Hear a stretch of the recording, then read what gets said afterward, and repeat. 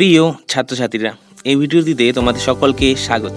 এই ভিডিওটিতে আলোচনা করব নবম শ্রেণীর গণিতের মডেল অ্যাক্টিভিটি টাস্ক পার্ট 6, যেটি তোমাদের সেপ্টেম্বর 2021-এর মডেল অ্যাক্টিভিটি টাস্ক। তো চলো কোশ্চেনটি দেখে নেওয়া যাক কী রয়েছে। তাহলে দেখো, প্রথমে একে রয়েছে বহুমুখী উত্তরধর্মী প্রশ্ন। একে 1, 2, 3 চারটি প্রশ্ন, এখানে 4 অর্থাৎ প্রত্যেকটির জন্য নম্বর ক্যারি হচ্ছে 1 করে। তাহলে এখানে কি এমসিকিউ লিখলাম। এরপরে 2 রয়েছে সত্য মিথ্যা লেখো, ট্রু ফলস, এখানেও 4 অর্থাৎ 4টা কোশ্চেনে 4 নাম্বার, একটাতেই 1 করে রয়েছে। এরপরে 3 রয়েছে সংক্ষিপ্ত উত্তরধর্মী প্রশ্ন, এখানে 3টে কোশ্চেন 3 2 6 অর্থাৎ প্রত্যেকটির মান 2 করে। এরপরে 4 রয়েছে সমদ্বিবাহু ত্রিভুজ অঙ্কন করো, অর্থাৎ এখানে একটা সম্পাদ্য আঁকতে হবে, মানে ছবি আঁকতে হবে, অথবা কি আঁকতে হবে, একটা বহুভুজ অঙ্কন করতে হবে, পরিসংখ্যাটা তার দেওয়া আছে। তো চলো দেরি না করে এই গণিতের সমাধানগুলি তাড়াতাড়ি করে নেওয়া যাক। তাহলে দেখো, প্রথমে রয়েছে নিচের প্রশ্নগুলির উত্তর লেখো। 1 বহুমুখী উত্তরধর্মী প্রশ্ন। 1 শতকরা লাভ 10 হলে ক্রয় মূল্য ও বিক্রয় মূল্যের অনুপাত হবে A 1:10, B 10:1, C 10:11, D 11:10। তাহলে দেখো, এর অ্যান্সারটা হয়ে যাবে অপশন সি 10:11। তাহলে ব্যাখ্যা বা কারণটা আমি এখানে করে রেখেছি, তোমরা একটু দেখে নাও। তাহলে দেখো, শতকরা লাভ কত, 10 টাকা। তাহলে ক্রয় মূল্য যদি 100 টাকা হয়, তাহলে বিক্রয় মূল্য কত হবে, 110 টাকা। কারণ আমরা কি 100 টাকায় কিনে যদি 110 টাকায় বিক্রি করি, তাহলে আমাদের শতকরা কত লাভ হবে, 10 টাকা। আর শতকরা লাভ মানে কত, 100 টাকায় 10 টাকা লাভ। তাহলে সুতরাং ক্রয় মূল্য ইস্টু বিক্রয় মূল্য, আমাদের ক্রয় মূল্য বিক্রয় মূল্যের অনুপাত চেয়েছে।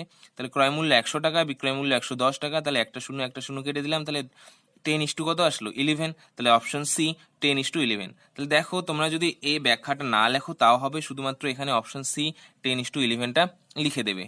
এরপরে দেখো, 2 রয়েছে ত্রিভুজ এবিসি এর এবি বাহুর মধ্যবিন্দু ডি দিয়ে বিসি এর সমান্তরাল ডিই টানা হলো, যা এসি বাহুকে এই বিন্দুতে ছেদ করলো, তাহলে কোনটা অপশন হবে। তাহলে দেখো, এখানে অপশন হয়ে যাবে বি, এই সমান সমান হাফ অফ এসি। তাহলে এই সমান সমান হাফ ইন্টু এসি। তাহলে দেখো, এর ব্যাখ্যাটা একটু বলে দেই। তাহলে ত্রিভুজ এবিসি এর এবি এর মধ্যবিন্দু ডি দিয়ে বিসি এর সমান্তরাল ডিই টানা হলো, যা এসি কে ই বিন্দুতে ছেদ করে। তাহলে আমরা কি করতে পারি, প্রমাণ করতে পারি এই সমান সমান ইসি। তাহলে যদি এটা হয়, তাহলে আমরা কি প্রমাণ করতে পারি, এই সমান সমান ইসি, অর্থাৎ এই আর ইসির মান সমান। তাহলে এই প্লাস ইসি সমান সমান এসি, এই দুইটা যোগ করে আবার এসি এ পাবো, কারণ টোটাল হচ্ছে এসি দৈর্ঘ্য। তাহলে এই সমান সমান ইসি মানে কত, এই। তাহলে এই সমান সমান এসি, তাহলে 2 এই পাচ্ছি এসি। তাহলে দুইটা এখানে গুণ আছে, ওইদিকে গেলে ভাগ হবে। তাহলে এই সমান সমান হাফ অফ এসি। তাহলে এখানকার অপশন হয়ে যাবে বি, এই সমান সমান হাফ ইন্টু এসি। তাহলে আগেই বলে দিলাম যে তোমরা যদি ব্যাখ্যাটা না লিখো তাও হবে, শুধুমাত্র অপশনটা লিখবে। এরপর দেখো, 3 রয়েছে যে অর্ধবৃত্তাকার চাকতির ব্যাসার্ধের দৈর্ঘ্য 10.5 সেমি, তার পরিসীমা হলো এ বি সি ডি। 4টা অপশন রয়েছে, তাহলে 4টার মধ্যে কোনটা হবে। তাহলে দেখো, এখানকার অপশন হয়ে যাবে answer option B, pi plus 2 into 10.5 সেমি। তাহলে দেখো, এর ব্যাখ্যাটা কি। তাহলে ব্যাখ্যা, এখানে আর এর মান, অর্থাৎ আর মানে কি জানি আমরা, ব্যাসার্ধ আর সমান সমান 10.5 সেমি। তাহলে অর্ধবৃত্তের পরিসীমা কি হয়, তাহলে দেখো অর্ধবৃত্তের পরিসীমা কি হয়, এখানকার টোটাল কি হবে, পাই আর হবে অর্ধেক। টোটালটা হলে 2 পাই আর, অর্ধেক হলে শুধু পাই আর হবে। পাই আর প্লাস এখানে একটা আর এখানে একটা, তাহলে পাই আর প্লাস 2 আর। তাহলে পাই আর প্লাস 2 আর। তাহলে দেখো, এখান থেকে আমি যদি আর কমন নিই, তাহলে পাই প্লাস 2 পড়ে থাকে। আবার আর এর মান কত দেওয়া আছে, 10.5। তাহলে আর এর মান 10.5 বসিয়ে দিলাম। তাহলে 10.5 ইন্টু পাই প্লাস 2 সেমি। আবার দেখো, 10.5টা এখানে সামনে গুণ পিছনে গুণ একই ব্যাপার। তাহলে পাই প্লাস 2 ইন্টু 10.5, যেটা তোমাদের অ্যান্সারে আসে option B, pi plus 2 into 10.5 সেমি। তাহলে এখানকার অ্যান্সার হয়ে যাবে option B, pi plus 2 into 10.5 সেমি। এরপরে দেখো,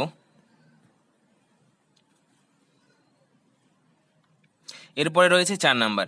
4 রয়েছে যে বর্গাকার চিত্রে কর্ণের দৈর্ঘ্য 13√2 সেমি হলে তার একটি বাহুর দৈর্ঘ্য হবে। তাহলে দেখো, কর্ণের দৈর্ঘ্য, বর্গাকার চিত্রে কর্ণের দৈর্ঘ্য। তাহলে দেখো, এর option A B C D 4টা রয়েছে, এর মধ্যে হয়ে যাবে অপশন ডি 13 সেমি। কোনটা, অপশন ডি 13 সেমি। অ্যান্সারটা হয়ে যাবে অপশন ডি 13 সেমি। দেখো, কারণ বা ব্যাখ্যাটা কি, বর্গাকার চিত্রের কর্ণের দৈর্ঘ্য কি দেওয়া আছে, 13√2 সেমি। আর আমরা কি জানি, বর্গাকার চিত্রে কর্ণের দৈর্ঘ্য কি হয়, বাহু ইন্টু √2 বা √2 ইন্টু বাহু। তাহলে সুতরাং বাহু ইন্টু √2 সমান সমান 13√2, এটা সমান হবে। দেখো, √2 ক্যান্সেল হয়ে গেলে কি, বাহুর মান কত পাচ্ছি, 13। তাহলে অপশন ডি 13 সেমি। এরপরে দেখো, 2 রয়েছে সত্য মিথ্যা লেখো, অর্থাৎ ট্রু অথবা ফলস। তাহলে এখানে 4টা কোশ্চেন 4 নাম্বার রয়েছে। তাহলে একে রয়েছে ধার্য মূল্যের উপর ছাড় নির্ভর করে। তাহলে এর উত্তরটা হয়ে যাবে বিবৃতিটি সত্য। কারণ দেখো, কোনো জিনিসের আমরা ধার্য মূল্য দেওয়া থাকলে তার উপর ডিপেন্ড করি, অর্থাৎ নির্ভর করেই আমরা কি হিসেব করি, ছাড় হিসেব করি। অর্থাৎ 10% ছাড় বলতে বোঝায় যে ধার্য মূল্য যদি 100 টাকা হয় তাহলে ছাড় হবে 10 টাকা। তাহলে কি অবশ্যই কি করবে, ধার্য মূল্যের উপর ছাড়টা নির্ভর করবে। তাহলে অ্যান্সারটা কি হয়ে যাবে, বিবৃতিটি সত্য। সত্য মিথ্যা 2 নম্বরের প্রশ্ন রয়েছে, পরিসংখ্যা বহুভুজ অঙ্কনের জন্য প্রথম শ্রেণীর ঠিক আগের শ্রেণীর একটি শ্রেণীর পরিসংখ্যা হবে 0। তাহলে দেখো এটাও অ্যান্সারটা হয়ে যাবে বিবৃতিটি সত্য। কারণ কি, কারণ আমরা জানি পরিসংখ্যা বহুভুজ যখন অঙ্কন করি তাহলে পরিসংখ্যা বহুভুজ আঁকার সময় কি হয়, প্রথম শ্রেণীর ঠিক আগের ও শেষ শ্রেণীর ঠিক পরের শ্রেণীর পরিসংখ্যা কি নিতে হয়, 0 নিতে হয়। অর্থাৎ প্রথম শ্রেণীটার ঠিক আগের শ্রেণীর পরিসংখ্যা 0 নেব এবং শেষ শ্রেণীর পরিসংখ্যা কত নেব, 0 নিতে হয়। তাহলে অ্যান্সার কি হয়ে যাবে, বিবৃতিটি সত্য। এরপর দেখো 3-এ কি রয়েছে, 3-এ সত্য মিথ্যা কি রয়েছে। 3-এ একটা ছবি দেওয়া আছে, চিত্রে ABCD বর্গক্ষেত্রের ক্ষেত্রফল AVEF রম্বসের ক্ষেত্রফলের সমান। তাহলে দেখো একটা বর্গক্ষেত্র রয়েছে ABCD এবং একটা রম্বস রয়েছে AVEF। তাহলে বলছে দুইটার ক্ষেত্রফল সমান। তাহলে এখানে দেখো উত্তরটা হয়ে যাবে বিবৃতিটি মিথ্যা। কারণ বা ব্যাখ্যাটা আমি এখানে করে রেখেছি, তোমরা একটু দেখে নাও। তাহলে ধরি বর্গক্ষেত্র, দেখো ছবিটা এঁকে নেবে, তোমরা যদি কারণটা দিতে চাও ছবিটা এঁকে নেবে। এখানে ABCD একটা বর্গক্ষেত্র এবং AVEF একটা রম্বস। তাহলে ধরি বর্গক্ষেত্রের বাহু এ একক, তাহলে বর্গক্ষেত্রটা বাহু এ একক। তাহলে দেখো রম্বস আর বর্গক্ষেত্রের বাহুটা একটা বাহুর মধ্যেই রয়েছে, অর্থাৎ ভূমি সমান। তাহলে রম্বসের বাহুও কত হবে, এ একক হবে। তাহলে আবার রম্বসের উচ্চতা ধরে নিলাম h। তাহলে এ, দেখো এটা অবশ্যই কার থেকে, এইচ এর থেকে, এটা অবশ্যই এইচ এর থেকে বড় হবে। তাহলে এ গ্রেটার দেন কি এইচ, অর্থাৎ এইচটা ছোট হবে, এটা বড় হবে। দেখো এখন উভয় পক্ষে আমরা এ দ্বারা গুণ করতেছি। তাহলে দেখো এ ইন্টু এ গ্রেটার দেন এ ইন্টু এইচ। তাহলে দেখো এ ইন্টু এ মানে বাহু গুণ বাহু, কার ক্ষেত্রফল, বর্গক্ষেত্রের ক্ষেত্রফল। আর এ ভূমি ইন্টু উচ্চতা মানে ভূমি ইন্টু উচ্চতা, কার ক্ষেত্রফল, রম্বসের ক্ষেত্রফল। তাহলে বর্গক্ষেত্র ক্ষেত্রফল বেশি হচ্ছে, রম্বসের ক্ষেত্রফলটা কম হয়ে যাচ্ছে। তাহলে এখানে কি, এখানে বলেছে সমান। তাহলে অ্যান্সার কি হয়ে যাবে, বিবৃতিটি মিথ্যা। এরপরে 4 নাম্বার, 4-এ রয়েছে প্রতিটি বৃত্তের পরিধি ও ব্যাসের দৈর্ঘ্যের অনুপাত একটি নির্দিষ্ট সংখ্যা। তাহলে দেখো এর অ্যান্সারটা হয়ে যাবে বিবৃতিটি সত্য। কারণটা ব্যাখ্যাটা এখানে করা আছে, তোমরা একটু দেখে নাও। ধরি বৃত্তের ব্যাসার্ধ r একক এবং ব্যাস কত হবে 2r একক। তাহলে পরিধি 2πr, এটা তো আমরা জানি। এখন পরিধি ও ব্যাসের দৈর্ঘ্যের অনুপাত, তাহলে পরিধি আর ব্যাসের দৈর্ঘ্যের অনুপাত কি হবে, 2πr is to 2r। Is to থাকলে আমরা কি ডিভাইডেড বাই একাই লিখতে পারি। তাহলে 2πr ডিভাইডেড বাই 2r। তাহলে দেখো 2 কাটা গেল 2 এবং আর কাটা হলো, শুধু পাচ্ছি পাই এর মানে আমরা জানি কত হয়, 22/7 একটি নির্দিষ্ট সংখ্যা। তাহলে অ্যান্সারটা কি হয়ে যাবে, বিবৃতিটি সত্য। এরপর 3-এর দাগে রয়েছে সংক্ষিপ্ত উত্তরধর্মী প্রশ্ন। 3-এর 1 কি বলা আছে, 10টি পেনের ক্রয় মূল্য 8টি পেনের বিক্রয় মূল্যের সমান হলে শতকরা লাভ নির্ণয় করো। তাহলে দেখো এখানকার প্রতিটি প্রশ্নের মান কত, 2 করে। তাহলে একটু বড় করে করতে হবে। তাহলে দেখো এর অ্যান্সারটা কি হবে। তাহলে মনে করি 10টি পেনের ক্রয় মূল্য, এখানে বলা আছে 10টি পেনের ক্রয় মূল্য 8টি পেনের বিক্রয় মূল্যের সমান। তাহলে ধরে নিলাম 10টি পেনের ক্রয় মূল্য 100 টাকা। তাহলে একটি পেনের ক্রয় মূল্য কত হবে, 10 টাকা, কারণ 100/10 হয়ে যাবে। তাহলে 10 10 100 মানে 10 টাকা পাচ্ছি। তাহলে 8টি পেনে, তাহলে একটার জন্য যদি 10টা হয় তাহলে 8টি পেনের ক্রয় মূল্য কত টাকা, 8 10 80 টাকা পাবো। আবার কি, আর 10টি পেনের ক্রয় মূল্য যা, 8টি পেনের বিক্রয় মূল্য তা। তাহলে আবার 8টি পেনের বিক্রয় মূল্য কত টাকা, 100 টাকা। তাহলে 8টি পেনের ক্রয় মূল্য কিনতেছি আমরা 80 টাকা দিয়ে, আবার বিক্রয় মূল্য অর্থাৎ বিক্রি করতেছি কত টাকা, 100 টাকা দিয়ে। তাহলে লাভ হচ্ছে আমাদের, লাভ কত, লাভ সমান সমান কি, বিক্রয় মূল্য মাইনাস ক্রয় মূল্য। তাহলে 100 মাইনাস 80, তাহলে 20 টাকা। তাহলে লাভের হার আমরা কি করে বের করি, শতকরা লাভ মানে হচ্ছে কি, শতকরা লাভ আর লাভের হার একই, ঠিক আছে, শতকরা লাভ আর লাভের হার একই। তাহলে লাভের হার কি করে বের করি, লাভ ডিভাইডেড বাই ক্রয় মূল্য ইন্টু 100। তাহলে লাভ হচ্ছে 20 টাকা আর ক্রয় মূল্য কত, 80 টাকা দিয়ে আমরা কিনতেছি। তাহলে 80 ইন্টু 100। তাহলে দেখো 20 দিয়ে 80 কাটলে কত, 4 4 20 80, 4 দিয়ে 100 কাটলে 25, তাহলে 25%। তাহলে আমাদের শতকরা লাভ কত পার্সেন্ট, 25%। তাহলে সুতরাং শতকরা লাভ হবে 25 টাকা। দেখো শতকরা কথাটা যখন লিখবি এখানে পার্সেন্টেজ দিব না, এখানে টাকা লিখবো। যখন লাভের হার লিখবো তখন এখানে পার্সেন্টেজ দেওয়া যাবে। এরপরে দেখো 2-এ কি রয়েছে, তাহলে 3-এর 2-এ রয়েছে একটা ছক দেওয়া আছে শ্রেণীসীমা পরিসংখ্যার। এরপরে দেওয়া আছে উপরের পরিসংখ্যা বিভাজন থেকে প্রথম শ্রেণীর পরিসংখ্যা ঘনত্ব নির্ণয় করো। তাহলে আমাদের এই যে প্রথম শ্রেণীটা আছে এই শ্রেণীর পরিসংখ্যা ঘনত্ব নির্ণয় করতে বলেছে। তাহলে দেখো পরিসংখ্যা ঘনত্বের সূত্রটাই কি, প্রথম যেই শ্রেণীর পরিসংখ্যা বের করতে হবে ওই শ্রেণী কি লাগবে, পরিসংখ্যা ডিভাইডেড বাই কি হবে, শ্রেণী দৈর্ঘ্য। তাহলে আমাদের আগে পরিসংখ্যাটা লিখে নিই। তাহলে এখানে যেহেতু 2 নাম্বার, তাহলে একটু লিখে নিই। তাহলে এখানে প্রথম শ্রেণীর পরিসংখ্যা সমান সমান কত দেওয়া আছে? 3, তাহলে 3 লিখলাম। এবং প্রথম শ্রেণীর দৈর্ঘ্য কত হচ্ছে? 74 থেকে 70 বাদ, তার মানে কত? 4। তাহলে প্রথম শ্রেণীর পরিসংখ্যা ঘনত্ব সমান সমান কি হবে? প্রথম শ্রেণীর পরিসংখ্যা ডিভাইডেড বাই প্রথম শ্রেণী দৈর্ঘ্য। তাহলে দেখো প্রথম শ্রেণী কত, পরিসংখ্যা কত? 3 দেওয়া আছে 3, আর এখানে প্রথম শ্রেণী দৈর্ঘ্য কত আছে? 4। তাহলে দেখো 4 দিয়ে 3কে ভাগ করবে, অথবা দেখো আমি ভাগ না করে একটা কি নিচে দেখো 4কে কত দিয়ে গুণ করলে 100 হয়ে যাবে। 10 তো হবে না, 100, তাহলে 25 দিয়ে, তাহলে 25 দিয়ে এখানে গুণ করলাম, এখানে গুণ করলাম। তাহলে 3 25-এ কত পাচ্ছি? 75, আর 4 25-এ কত পাচ্ছি? 100। তাহলে 100 মানে কয় ঘর আগে? দশমিক 2 ঘর আগে, তাহলে 0.75, এটা হয়ে যাবে তোমাদের অ্যান্সার। ঠিক আছে, যদি তোমরা 4 দিয়ে 3কে ভাগ করতে পারো তাহলে করবে, না হলে এইভাবে করবে। এরপরে দেখো 3-এ রয়েছে একটা ছবি দেওয়া আছে, ত্রিভুজের ছবি। বলা আছে চিত্রে ত্রিভুজ এবিসি ত্রিভুজাকার ক্ষেত্রের ক্ষেত্রফল 60 বর্গমিটার এবং ভূমি বিসি অর্থাৎ বিসি দৈর্ঘ্য 20 মিটার হলে ত্রিভুজের উচ্চতা এইচ এর মান নির্ণয় করো। তাহলে দেখো তাহলে এর অ্যান্সারটা কি হবে? আমি ত্রিভুজটা এঁকে নিয়েছি, এখানে বিসি বাহু দৈর্ঘ্য 20 মিটার, ক্ষেত্রফল আছে টোটাল 60 বর্গমিটার, এবং এটা কি এডিটা উচ্চতা এইচ। তাহলে ত্রিভুজ এবিসি এর ভূমি বিসি সমান সমান 20 মিটার দেওয়া আছে, উচ্চতা এডি সমান সমান এইচ মিটার, এবং ত্রিভুজের ক্ষেত্রফল দেওয়া আছে 60 বর্গমিটার। এতগুলো লিখে নিয়েছি। আমরা জানি কি হয় ত্রিভুজের ক্ষেত্রফল কি হয়? হাফ ইন্টু ভূমি ইন্টু উচ্চতা, মানে হাফ ভূমি কত? বিসি, উচ্চতা কত? এডি, এত বর্গমিটার। তাহলে শর্তানুসারে আমাদের ক্ষেত্রফলটা আর ওদের ক্ষেত্রফলটা সমান। তাহলে শর্তানুসারে half into BC into AD সমান সমান কত হবে? 60, কারণ বলে দেওয়া আছে কত ক্ষেত্রফলটা কত? 60 বর্গমিটার।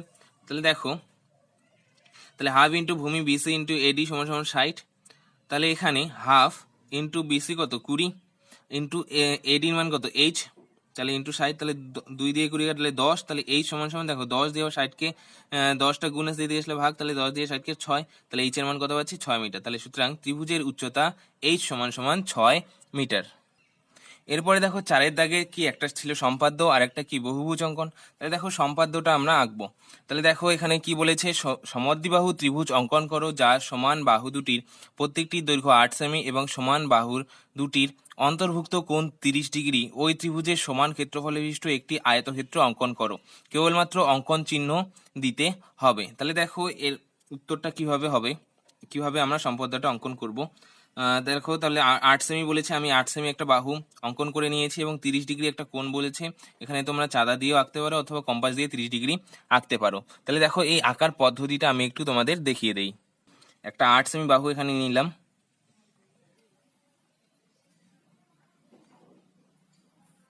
জিরো থেকে নেব, 0 থেকে কত? 8। এরপর দেখো কম্পাসের সাহায্যে আমরা কত ডিগ্রি আঁকবো? 30 ডিগ্রি কোণ। কম্পাসের সাহায্যে আঁকলে তোমাদের প্রথমে এরকম করে নিতে হবে, তারপর এখানে বসায় এখানে কেটে দিতে হবে। এরপর এটাকে অর্ধেক করতে হবে। এখানে কাটলাম, এখান থেকে এটা বসায় এটা কেটে দিলাম, তাহলে 30 ডিগ্রি হয়ে যাবে। তাহলে দেখো এরপরে কি সমান বাহু তাহলে এটা 8 নিয়েছি, এদিকেও কত নিতে হবে? 8 নিতে হবে। তাহলে এখান থেকে 8 মাপলাম, বা তোমরা এখান থেকেও মাপতে পারো 8। এখান থেকে আমি 8 কেটে দিলাম। এরপর এখান থেকে এই বিন্দুটা যোগ করে দিলাম। তাহলে আমি ত্রিভুজটার একটা নাম দিয়ে দেই, এ বি সি। তোমরা এই কোণটা চাইলে চাঁদা দিয়েও আঁকতে পারো। তাহলে দেখো এরপরে কি সমান ক্ষেত্র বলতে আয়তক্ষেত্র। তাহলে দেখো আয়তক্ষেত্র অঙ্কনের জন্য তোমাদের আগে এখানে কি এই বিসি বাহু সমান্তরাল একটা সরলরেখা এখানে এঁকে নিতে হবে। তাহলে বিসি বাহু সমান্তরাল সরলরেখা এই বিন্দু দিয়ে আঁকতে হবে। তাহলে বিসি বাহু সমান্তরাল সরলরেখা আমি একটা এঁকে নিই। তাহলে কি করে আঁকবো? এখান থেকে বিসি বাহুটা মাপ নিয়ে নিব,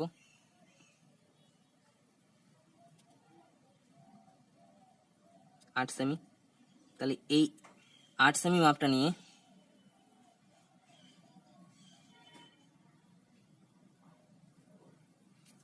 এতে বসায় এখানে কেটে দিব। এরপর এখান থেকে এ সিটা মাপবো, বিতে বসায় এখানে কেটে দিব। এরপর স্কেল দিয়ে এই বিন্দুর সাথে এ বিন্দু যোগ করে দিব। তাহলে হয়ে যাবে বিসি বাহু সমান্তরাল সরলরেখা।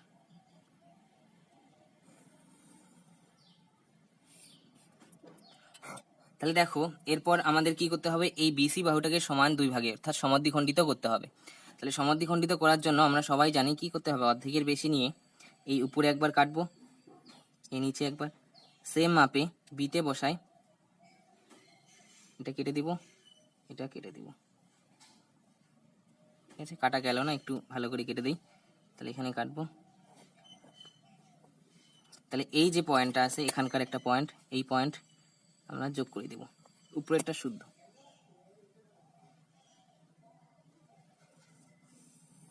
তাহলে এই বাহুটার সঙ্গে পুরো বাহুটা যোগ করে দেবো। তাহলে দেখো এরপরে যে এখানে একটা নাম দিব এ বি সি, এটা নাম দিলাম ডি, এটা নাম দিলাম ই। ঠিক আছে, তাহলে দেখো এই যে বিডি আছে এই বিডির মাপটা নিব এখন, এই বিডির মাপটা নিয়ে ইতে বসায় এইদিকে কেটে দিব। কাটার পর এখান থেকে এটা যুক্ত করে দিব।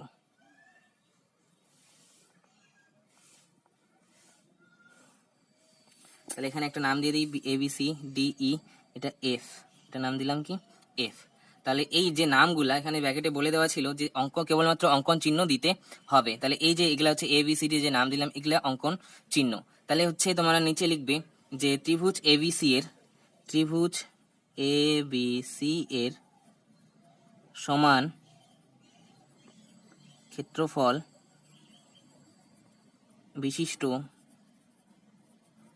একটি আয়তক্ষেত্র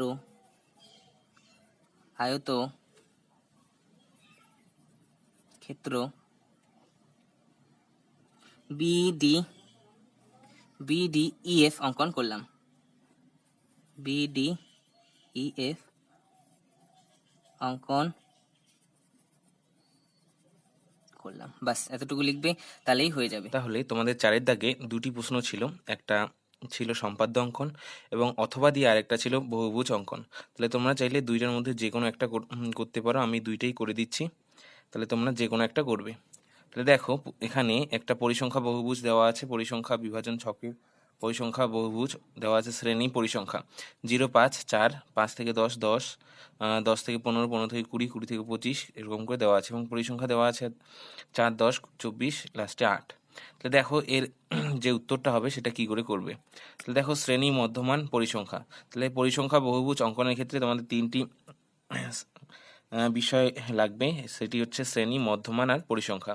তাহলে শ্রেণী কত, 0 থেকে 5, 5 থেকে 10, 10 থেকে 15 এগুলো আছে, এগুলো লিখে নেবে। এরপরে মধ্যমান, পরিসংখ্যা কত, 4, 10, 24, 12 এগুলো লিখে নেবে। তাহলে মধ্যমানটা কি করে বের করব, দেখবো 0 আর 5 যোগ করে 2 দিয়ে ভাগ করব। তাহলে দেখো 0, 5 যোগ করলে 5 হয়, 5কে 2 দিয়ে ভাগ করলে কত, আর এই 2.5, আর 5 আর 10 যোগ করলে কত হচ্ছে 15, 15কে অর্ধেক অর্থাৎ 2 দিয়ে ভাগ করলে কত হবে 7.5, মানে 5 যোগ 10/2, তাহলে হচ্ছে কত 15/2, তাহলে 2 দিয়ে ভাগ করলে 7.5 হচ্ছে। তাহলে দেখো এখন 10 যোগ 15, 25/2 করলে কত হচ্ছে 12.5। তাহলে দেখো 2 এর সাথে কত যোগ করলে 7.5 হচ্ছে 5, আবার সাথে 5 যোগ করলে 12.5, তাহলে এরকম করে 5 যোগ করে চলে যাব। তাহলে দেখো এর সাথে 5 যোগ করলে কত 17.5, 5 যোগ করলে 22.5, 5 যোগ করলে 27.5, যদি এর পরের পয়েন্টটা লাগে তাহলে কত 27-এর সাথে 5 হবে, তাহলে 32.5। তাহলে এই যে ছকটা রয়েছে এই ছকের আমরা কি করব, এখন বহুভুজ অঙ্কন করব। তাহলে দেখো তোমরা একটা গ্রাফ কাগজ নিয়ে নেবে, আমি এখানে গ্রাফ কাগজ একটা ছোট করে কেটে নিয়ে এখানে আঠা দিয়ে সেটে দিয়েছি। তাহলে তোমরা একটা গ্রাফ কাগজ নেবে, গ্রাফ কাগজে কি এক্স অক্ষ আঁকবে এবং এদিকে ওয়াই অক্ষ, তাহলে ডান দিকে এক্স অক্ষ এবং উপরে উলম্ব বরাবর ওয়াই অক্ষ। এবং এক্স অক্ষের নিচে কি নিব, শ্রেণী নিব, এবং ওয়াই অক্ষ বরাবর নিব পরিসংখ্যা। তাহলে দেখো এক্স অক্ষের কত শ্রেণীগুলো কত 0 থেকে 5, 5 থেকে 10, 10 থেকে 15 এরকম করে রয়েছে। তাহলে আমি এখানে শ্রেণী কত 0 নিচ্ছি, প্রথমটা 0, তাহলে 5 ঘরকে 5, 10 ঘরকে 10, 15 ঘরকে 15 এরকম করে নিয়েছি। তাহলে দেখো এইদিকেও কি ওয়াই অক্ষ বরাবর 5, 10, 15, 20 এরকম করে নেওয়া আছে। এরপরে দেখো মধ্যমান আছে কত 2.5, 7.5, 12.5।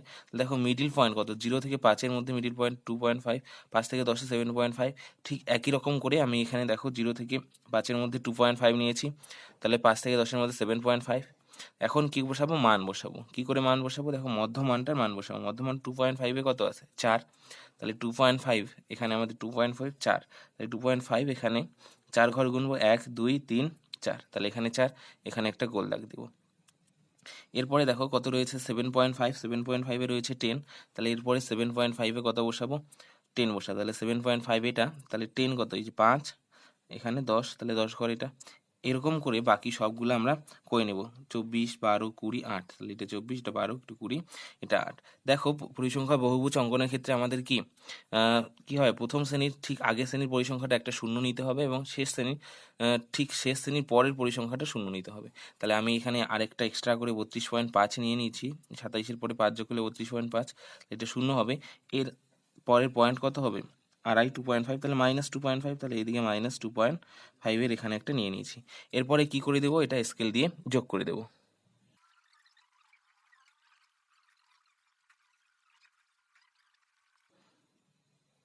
তাহলে দেখো আমাদের হয়ে গেল পরিসংখ্যা বহুভুজ। তাহলে নাম দিয়ে দিব A B C D E F G H। তাহলে দেখো এখানে ছক কাগজে তোমরা লিখে নেবে এক্স অক্ষের একটি ক্ষুদ্রতম ঘরের মান। তাহলে দেখো এক্স অক্ষের একটি ক্ষুদ্রতম ঘর 1 2 3 4 5 করে নিয়েছি, তাহলে 1 একক করে নিয়েছি।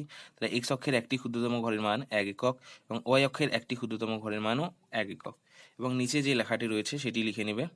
নিচে রয়েছে ছক কাগজে এক্স অক্ষ বরাবর শ্রেণী নিয়েছি, এক্স অক্ষ বরাবর শ্রেণী এবং ওয়াই অক্ষ বরাবর পরিসংখ্যা নিয়ে 2.5, 4। তাহলে দেখো এখানে এই মানগুলো পেয়ে যাবে 2,5, 4, 7,5, 10, 12.5, 24, এই মানগুলো এখানে লিখে নেব।